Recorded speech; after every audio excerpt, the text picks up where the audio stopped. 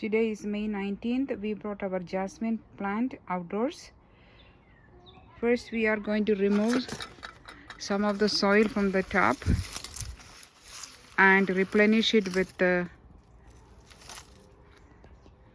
some fresh potting mix, indoor potting mix.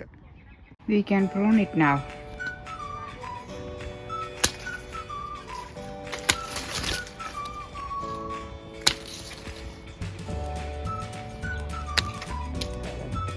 We are done with the pruning.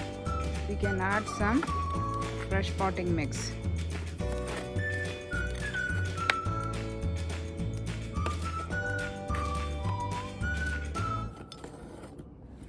I have added 1 spoon of Miracle Grow Bloom Booster in 1 gallon of water.